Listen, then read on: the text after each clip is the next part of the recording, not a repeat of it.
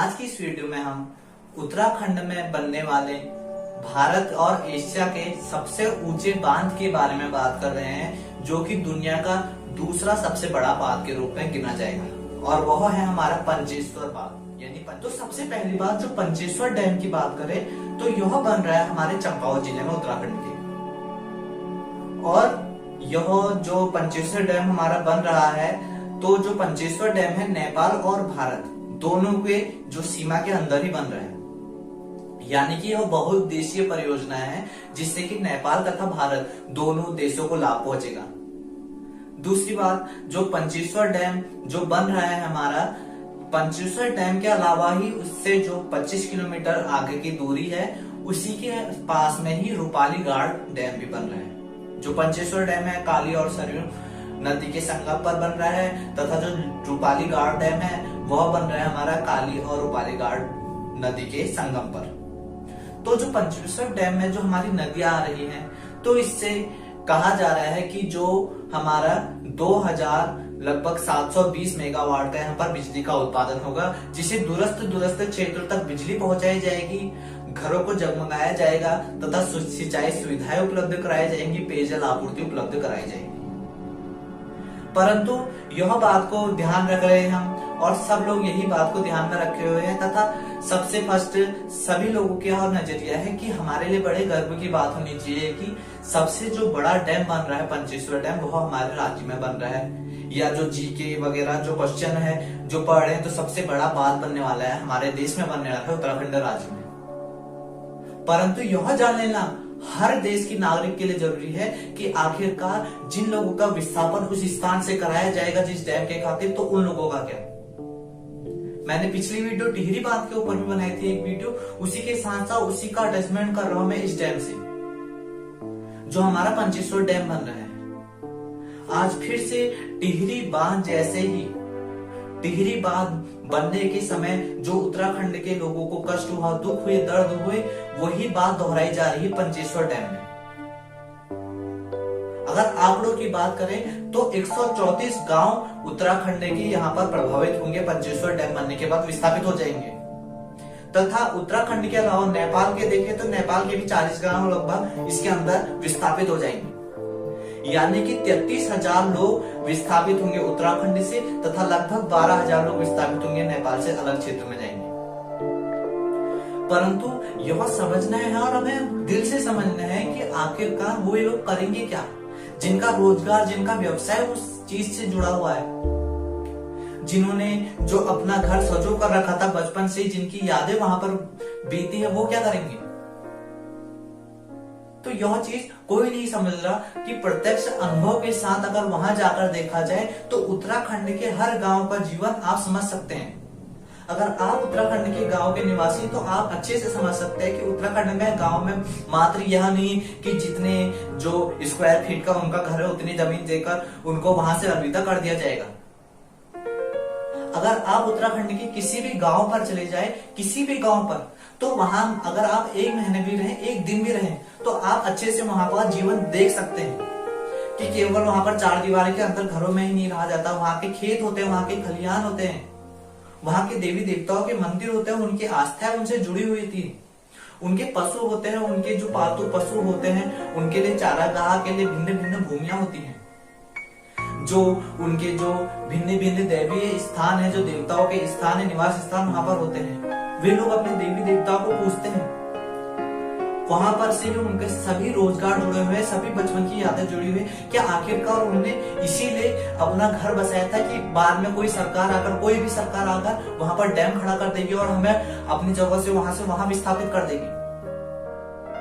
हमें उन्हीं लोगों का दुख दर्द समझना है कि उनके साथ कितना बड़ा अन्याय हो रहा है, किस तरीके से उनसे उनकी जो भूमि है, मातृभूमि का है, पितृभूमि का है, जन्मभूमि का है, बहुत कर दी जा रही है, उनको विस्थापित वहां से कर दिया जा रहा है। अगर पर्यावरण की बात करें तो लगभग 2,39,000 जो हमारे पेड़ है यहाँ से नष्ट हो जाएंगे।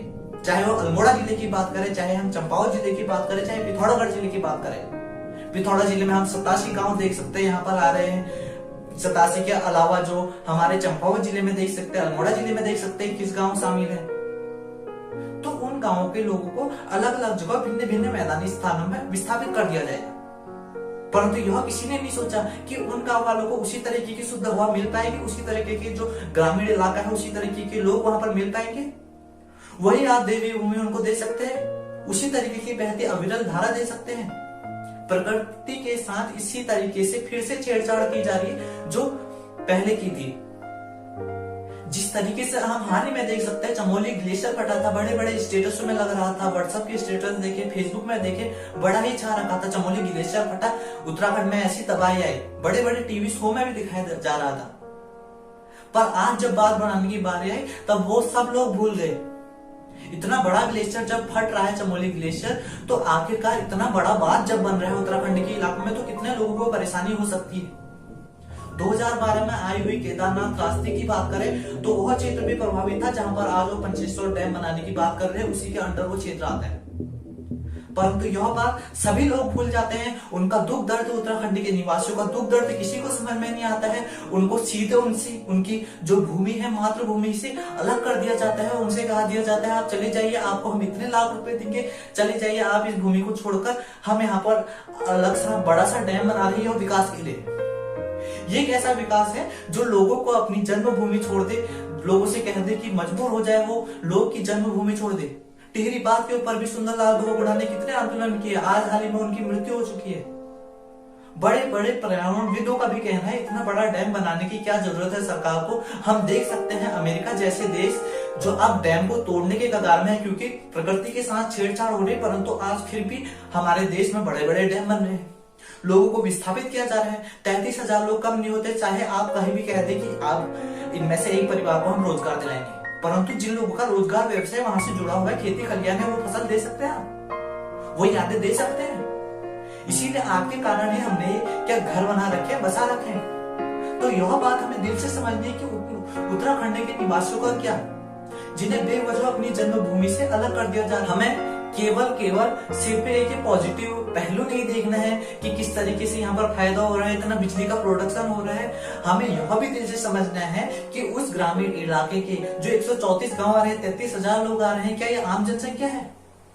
जिस तरीके से सरकार कह रही है कि पलायन को रोकना है, तो यह तो एक जगह से दूसरी जगह लोगों को विस्थापित कर रही है। टिहरी बांध के इसमें भी हम देख सकते हैं। अगर आपने टिहरी बांध के बारे में नहीं देखा है तो मैं आपको लिंक डिस्क्रिप्शन बॉक्स में डाल दूंगा कि किस तरीके से टिहरी बांध के लोगों के साथ अन्याय हुआ, अत्याचार हुआ। उसी तरीके से आज पंचेश्वर डैम में भी हो रहा है, लोग कई विरोध कर रहे हैं, परंतु धीरे धीरे अब वहां पर डैम बनने की भी तैयारी हो जाएगी। यानी कि यहाँ पर जो देवभूमि है हमारी, इसकी जो सभ्यता है, हमारी संस्कृति है उत्तराखंड की, धीरे धीरे दबते जा रही है। क्यों दब रही है? इन्हीं बड़े बड़े बातों के चक्कर में। अब आखिरकार लोग भी, कोई भी किसी भी ग्राम में रह रहे हैं तो बड़े से बड़ा घर, अच्छे से अच्छा घर किस प्रकार से बनाएगा, क्या यह आशा लेकर बनाएगा कि बाद में हमारे गांव में भी बड़ा सा डैम बनेगा और हम भी अपनी मातृभूमि को छोड़कर चले जाएंगे। अब तो लोग खुद को कोसते होंगे, अगर उनके आगे से ही कोई अविरल बहती नदी बह रही है, यानी कोई धारा बह रही है, तो वो कह रहे होंगे भगवान ना करे कि बाद में यहाँ पर भी कोई डैम बन जाए और सरकार हमें भी वहां से हटा दे। यह हर बात की बात हो चुकी है। तो इसीलिए उत्तराखंड के युवा को जागरूक होना चाहिए कि आखिरकार किस तरीके से जो देवभूमि है हमारी, वह अब धीरे धीरे दबते चली जा रही है। जो आज खिलखिलाती जो जमीन हमें दिख रही थी, देखना कल परसों तक आज वो रेत में तब्दील भी हो जाएगी, उसे रेत में तब्दील होने में देर नहीं रहेगा। जो उत्तराखंड के लोग गायक है हमारे बीके सामंत जी, उनकी आप वीडियो देखिए, उन्होंने एक अच्छा सा सॉन्ग बना रखा है, गाना बना रखा है उसके पंचेश्वर डैम के लिए। तो उसे देखिए, उसे दिल से समझिए, समझने की कोशिश कीजिए, वहां के लोगों के दुख दर्द समझने की कोशिश कीजिए कि वह जो जमीन है उनसे छिन जाएगी, बाद में एक रेत के टीले के अलावा कुछ नहीं बच जाएगा, अविरल बहती धारा बंद हो जाएगी, लोग वहां से पलायन करने लगेंगे और धीरे धीरे एक अपने आंसू के सिवा और कुछ वहां नहीं छोड़ जाएंगे। तो यह बात हमें दिल से समझनी है कि आखिरकार अगर हम ऐसा करें क्यों। मैं आशा करता हूं आप मेरी बात समझ रहे होंगे। मैं क्या आपको मैसेज देना चाहता हूं कि किस तरीके से यह बांध बन रहे हैं। यह अगर एक तरीके से पॉजिटिव इफेक्ट आप देख रहे हैं तो नेगेटिव इफेक्ट भी देखिए जिन लोगों पर पड़ रहा है।